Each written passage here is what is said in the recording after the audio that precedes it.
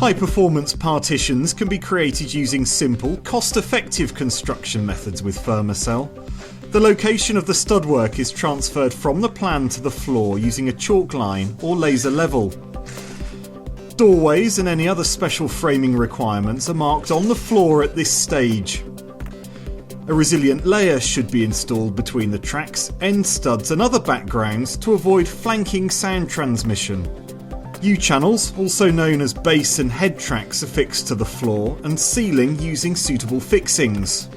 The distance between the fixings should be no more than 600mm. The vertical fixings for the C-studs that adjoin other partitions or substrates should be no more than 600mm.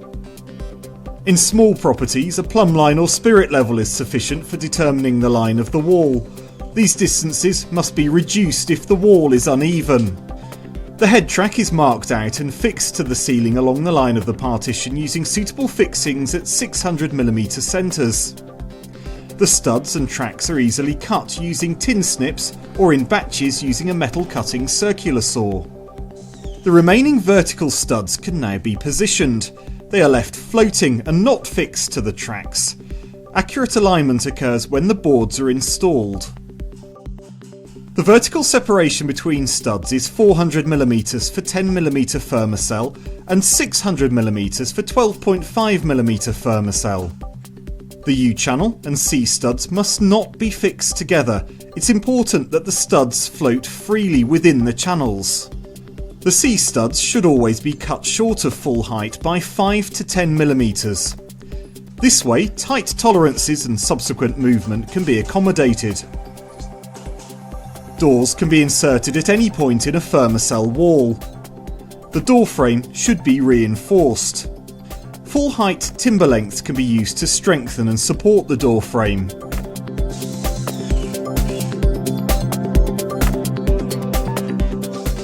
The door head is formed by cutting a piece of the U-track and overlapping the vertical C-stud by a minimum of 200mm. Fix in place with 2 screws each side. Position a stud to provide support for the board edge at door heads, as the joint should not be along the line of the door frame. Fermacell boards can be cut on site by simply scoring the board and snapping off the excess. The board is scored with a rigid scoring blade, for example a Fermacell knife, and then snapped off. Alternatively, the boards can be cut using a handsaw, jigsaw or circular saw with dust extraction. Cuts around doors are easily created by notching the boards as shown. Ensure that the joint is moved away from the high stress areas at the corners of doors and windows. For steel studs, the boards are only screwed to the vertical studs and never to the horizontal channels. Alternatively, at doorways, the boards can be fitted and the excess removed by cutting along the head track and scoring and snapping down the vertical stud.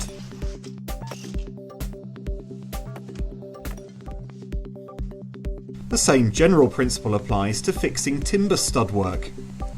Boards are fixed vertically to the studs. The board length corresponds to the room height with a 5 to 10mm gap at the top and bottom of the partition.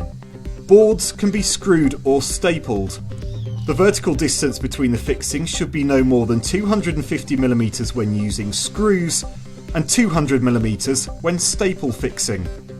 Fermacell joint stick adhesive is applied to the edge of the fixed board as a 3mm continuous bead. A board lifter is then used to close the joint to no more than 1mm wide when jointing the boards with Fermacell joint stick. Because of the density of Fermacell boards, they must be fixed using Fermacell self-countersinking screws. Standard drywall screws are not recommended.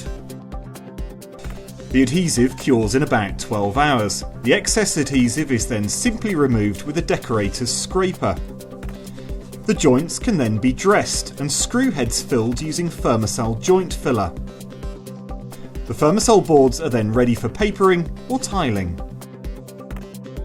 Alternatively, when not using joint stick, boards should be fixed leaving a gap of 5 to 7 mm. The Fermacell boards should be fixed 10 mm in from the board edge and 50 mm from corners. Horizontal joints should be backed using an offcut of Fermacell boards and stapled or screw fixed to the face layer. The joints and fixings are then filled with Fermacell filler, ready for finishing.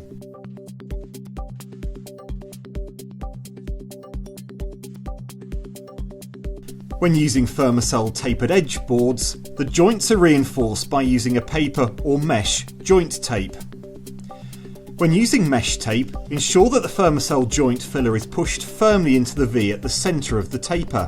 Alternatively, a paper joint tape can also be applied, then filled and dressed with a second coat of Fermacell joint filler if required, before the application of fine surface treatment. Where a Fermacell partition meets different substrates, a 3 to 5 mm gap should also be left to allow for differential movement. A flexible acrylic compound can be used to fill the gap. At the junction of Fermacell partitions, the joint filler can either be left flush or can be overcoated with a paper jointing tape and joint filler, then feathered in when the fine surface treatment is applied. For a skim plaster type finish, fine surface treatment is used. The face of the board is completely covered and the excess is immediately removed, leaving a final coat of between half to 1 mm thick. The fine surface treatment bonds onto the surface and dries within 45 minutes. Fermacell partitions have been tested to meet building regulations for fire and acoustic performance. Fermacell partitions can be used where ecological performance and considerations are required. It's important to ensure that on steel stud systems, Fermacell boards are installed symmetrically on the same studs. For example, the joints appear opposite each other. Where horizontal joints occur, these should be offset by a minimum of 200 mm to prevent cross joints. Corner details and intersections are simple to form. It's not necessary to use additional stud work in these areas.